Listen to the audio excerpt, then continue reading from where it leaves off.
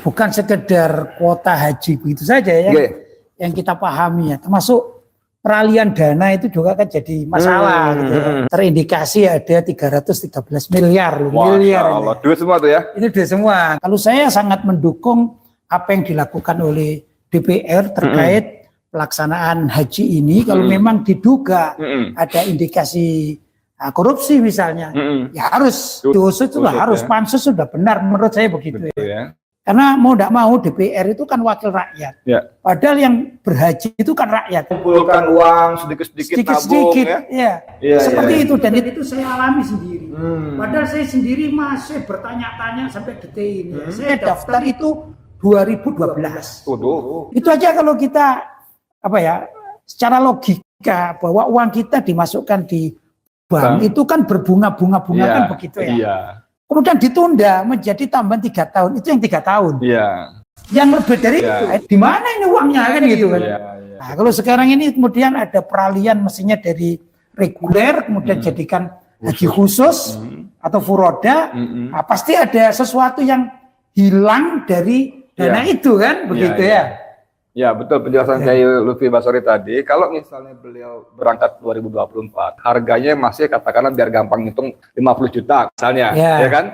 Tapi karena mundur 3 tahun lagi, harganya nggak 50 juta lagi, naik lagi. Dan itu harus menambah biaya lagi. Sudah selama 12-15 tahun nggak dapat bunga, walaupun nggak berharap bunga, tapi kan uang diputar. Ada nilai manfaat istilah dalam bahasa syariahnya. Jadi memang zalimnya luar biasa.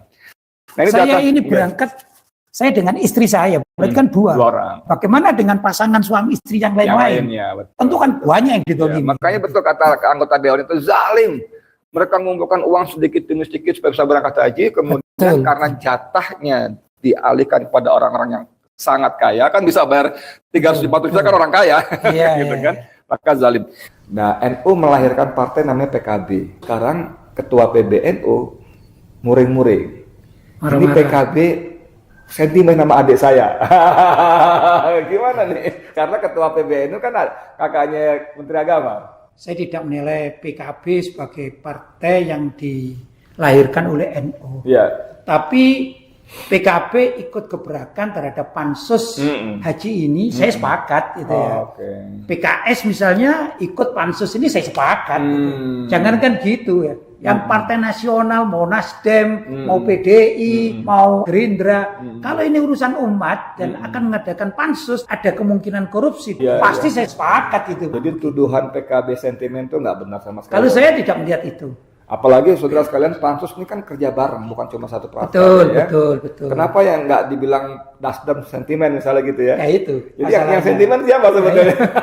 Bukan yang sentimen siapa, yang salah siapa. Oh, yang salah siapa. Pokoknya umat Islam jangan selalu dikalahkan, selalu dirugikan. Yang menganiaya, yang membuat rugi itu justru tokoh-tokoh Islam sendiri. Nah inilah masalahnya di situ. Harusnya mereka yang belain, yang berjuang, mestinya, malah mereka yang bikin tapi kenyataannya nggak ada begitu kan. Satu lagi, ya ini kan ketika pansus bergulir, banyak aksi yang mendesak KPK mengusut. Kalau saya tidak melihat secara politik Indonesia itu bagaimana. Pokoknya orang salah, kalau memang harus penjara gitu. Namanya salah. Baik itu menurut hukum syariat maupun hukum tata negara kan gitu ya.